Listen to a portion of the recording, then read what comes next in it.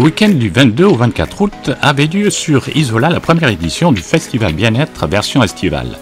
C'est en compagnie de Virginie Tumortiki, la directrice de l'Office du tourisme, que nous prenons la direction des lacs de Terre Rouge avec une vingtaine de participants pour une baignade en eau froide.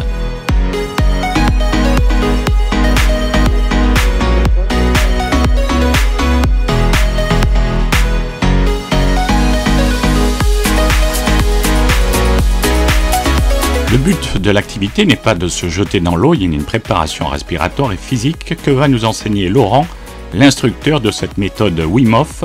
La température de l'eau du lac est quant à elle de 15 degrés. Dernière, inspire, et on vide presque les poumons et on arrête de respirer, poumons presque vides.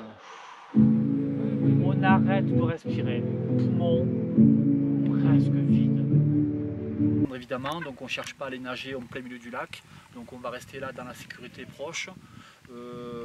Voilà, donc qu'on profite ensemble et qu'on rentre tous ensemble sans dégâts et ça soit super. Et puis après, voilà, photographe ou caméraman ou les deux. Et puis moi je prendrai quelque chose à droite, doucement, et à gauche. On le fera avant d'aller dans l'eau, parce que très bas, vous allez voir qu'il y a de la fumée qui vont sortir des oreilles. C'est un peu comme si on accumulait de la chaleur, de l'énergie avant de rentrer dans le froid. Et quand on ressortira, on fera encore des exercices très bas, comme cela, pour récupérer de la chaleur. Donc vous m'avez vu faire des rotations.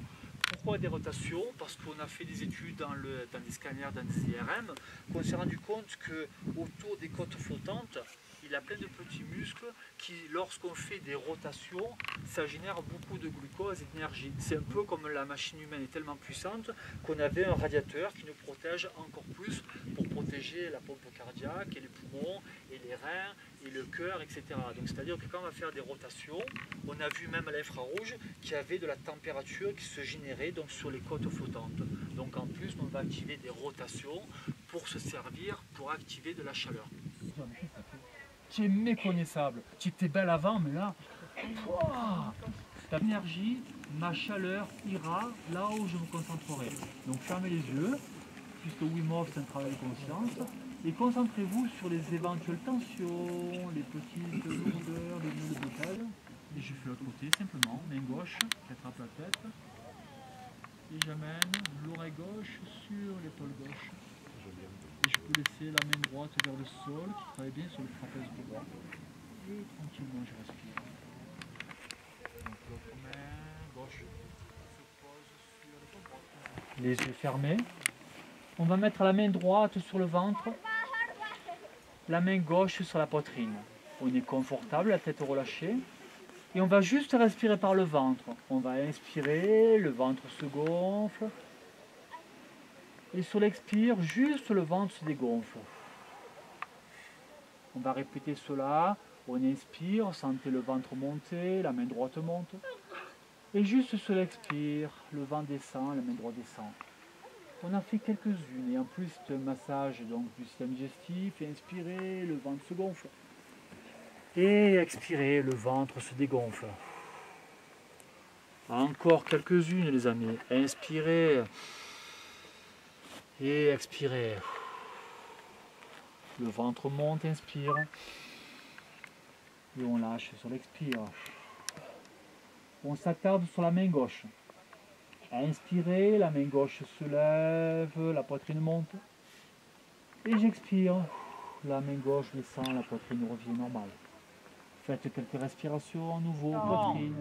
Quelle est la limite de l'amour? Que feriez-vous pour les êtres que vous aimez? Vous passez en mode machine, vous passez en mode inarrêtable. Sentez les griffes pousser, sentez les frissons apparaître. Sentez pousser la puissance en vous, sentez cette force. Et on va se servir de cette puissance pour entrer dans l'eau. Faites attention au dos et puis on va faire droite et gauche. Droite et gauche. Inspire. Voilà, poussez. Donc là, on se met dans des prédispositions que l'on est coupé du monde. On est dans son pourquoi. Pourquoi je fais ça?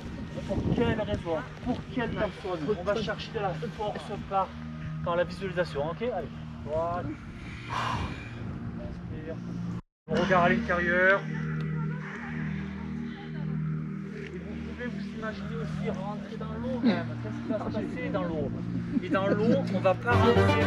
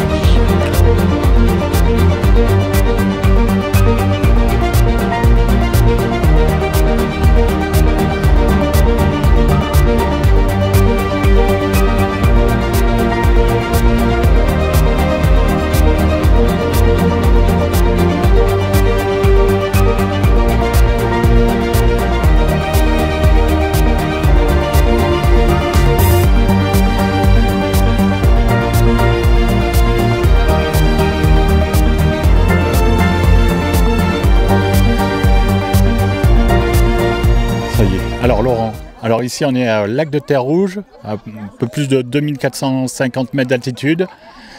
Qu'est-ce que ça apporte le fait d'aller se baigner dans un lac d'altitude? Donc le lac d'altitude, en tout cas le froid bien utilisé a de formidables vertus.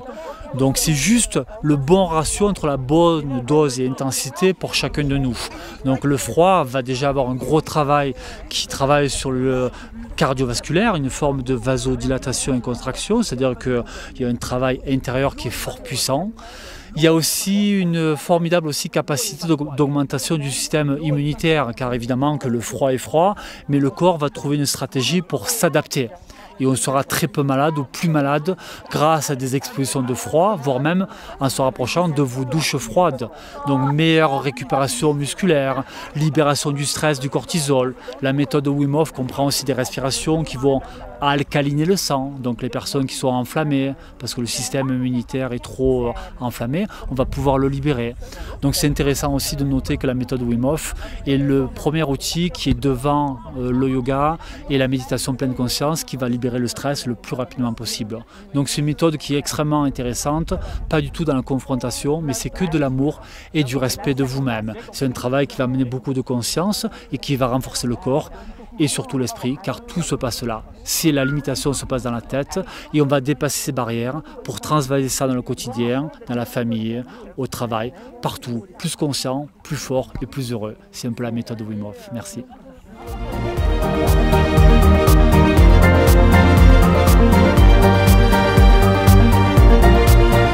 Après le bain en eau froide, nous prenons la direction de la forêt de Grizzly avec Céline pour un bain en forêt.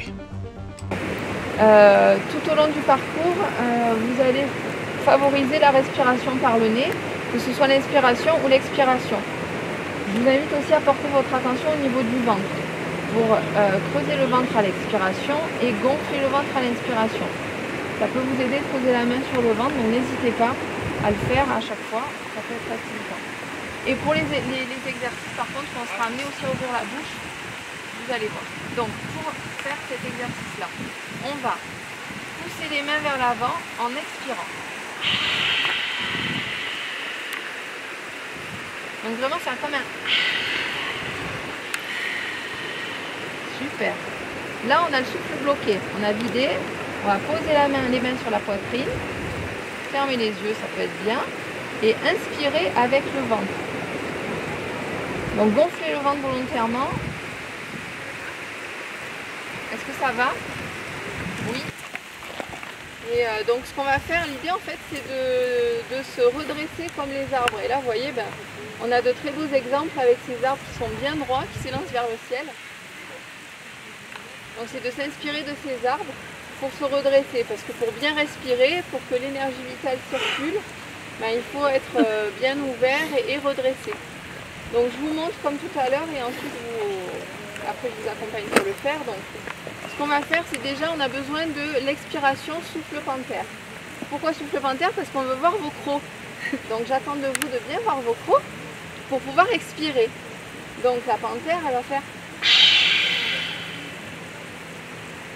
Voilà. Et donc l'exercice consiste à pousser les talons dans la terre en expirant. Le visage reste droit. Vous voyez, donc il n'est pas comme ça, il n'est pas comme ça. Il reste droit. Là, on a le souffle bloqué.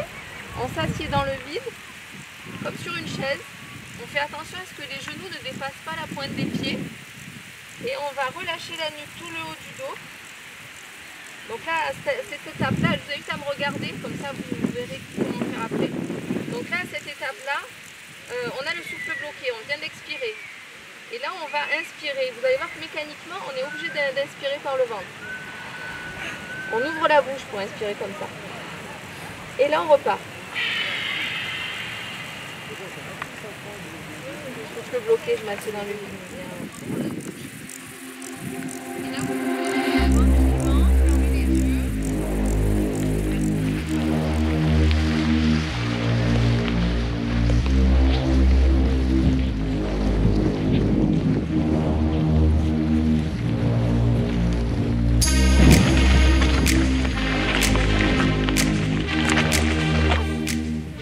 Derrière nous, ils ont des branches bien déployées et c'est l'invitation que je vous fais avec cet exercice.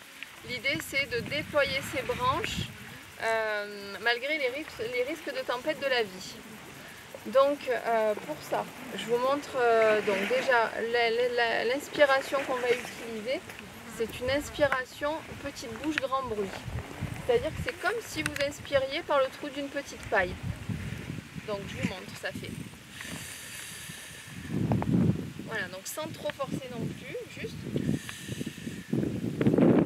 Et donc là, vous avez les pieds bien ouverts, stables, vous êtes à l'aise. Et donc pour déployer nos branches, on va inspirer, petite bouche grand bruit. Donc je déploie mes branches jusqu'au bout de mes doigts, paume de main vers le ciel, puisque les branches vont capter le soleil. Donc là, vous devez déjà sentir qu'au niveau de la cage thoracique, c'est bien ouvert et c'est parfait pour recevoir l'inspiration. Donc là, on aura terminé l'inspiration. On va expirer en rapprochant les coudes, les mains, les déposer sur la poitrine. On peut fermer les paupières, légèrement fléchir les genoux, pour que ça reste confortable. Les yeux fermés, vous prenez un temps comme un cœur à cœur avec vous-même, dans cette fin d'expiration qui se termine. Comme pour encore prendre contact avec votre corps. Et quand vous sentez que c'est ok, on repart avec l'inspiration, petite bouche grand bruit. C'est inspiration ou expiration? Inspiration.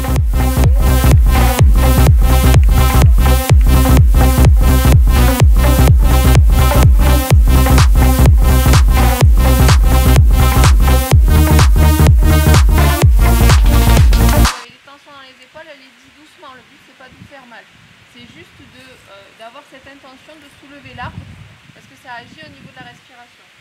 Donc là on va se servir comme tout à l'heure de l'inspiration petite bouche grand bruit avec la paille, vous savez. Donc on fait comme si on allait soulever le tronc, on inspire, on expire profondément, toujours avec le ventre. À nouveau on inspire.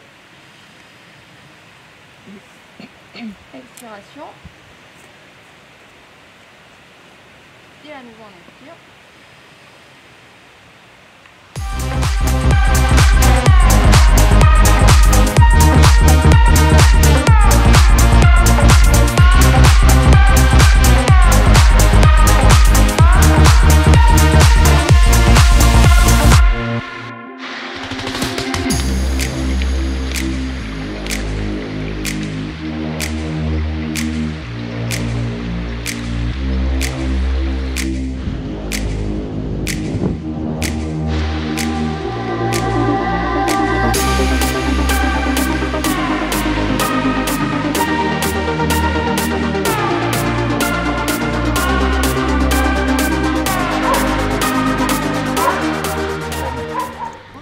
Toi, tu es une habituée d'Isola 2000 et des produits bio, on va dire. Donc, c'est dans le thème de Journée Bien-être. Oui, bien sûr, ouais. Bio, local, qui font du bien à la santé, aux yeux.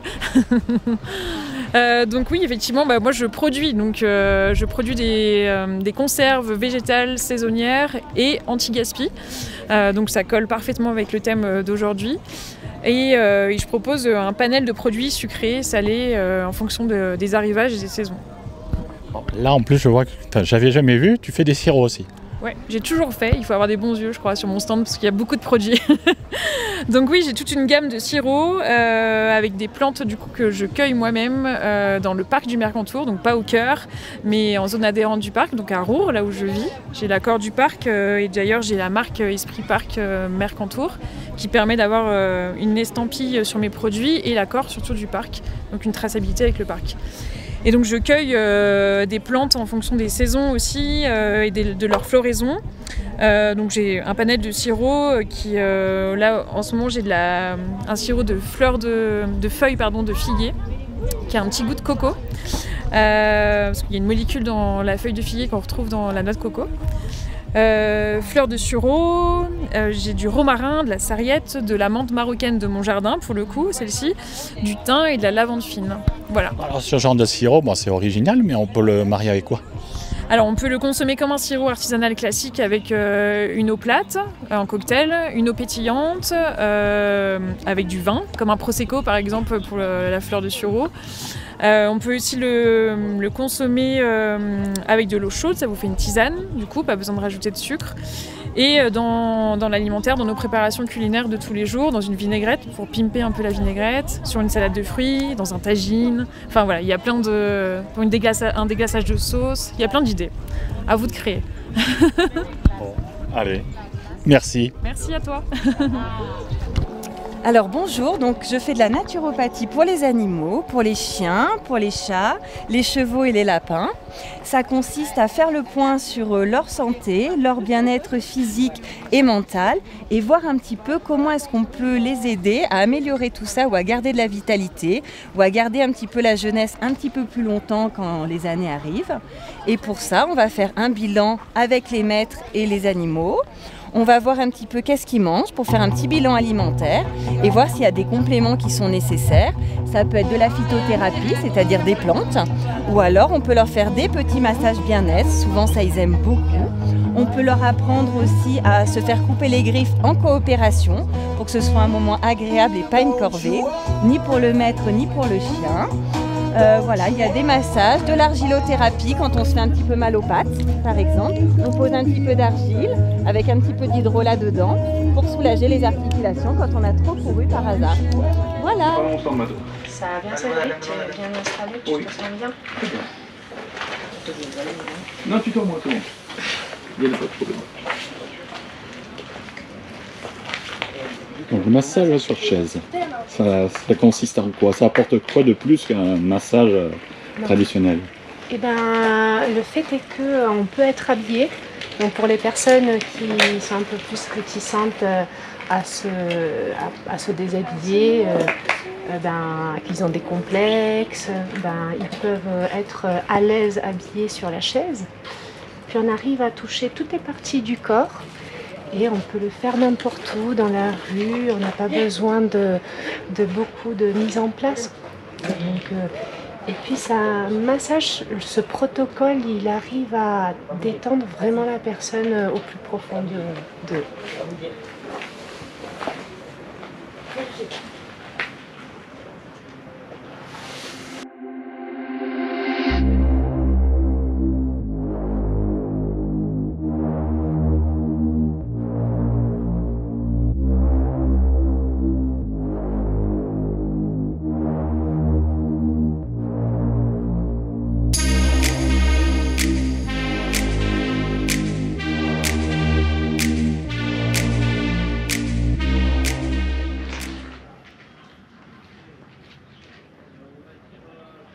Après, pareil, beaucoup de fois, les personnes nous demandent des massages dans le dos, mais on oublie qu'il y a d'autres parties, par exemple les mains, les bras, que ça détend également. Et puis, il faut savoir que même si on n'est pas réflexologue, mais en touchant les mains, on touche beaucoup de parties du corps. Donc on aide aussi à travers le toucher des mains et des bras à détendre le reste du corps. Parce que tout le corps est représenté dans les mains et dans les pieds.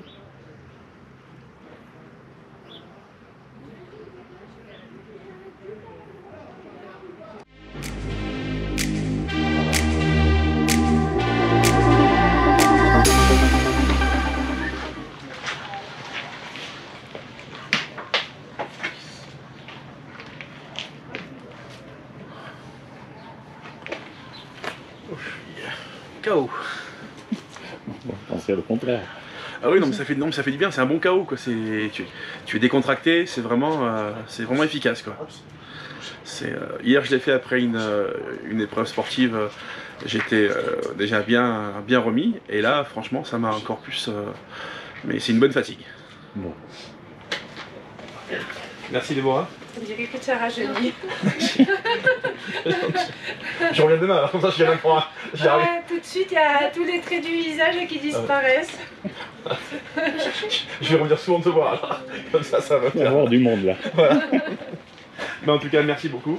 Et puis, je vais aller faire mon bain à 4 degrés. Bon, ben, profite bien. Merci. Ça tient jeune aussi.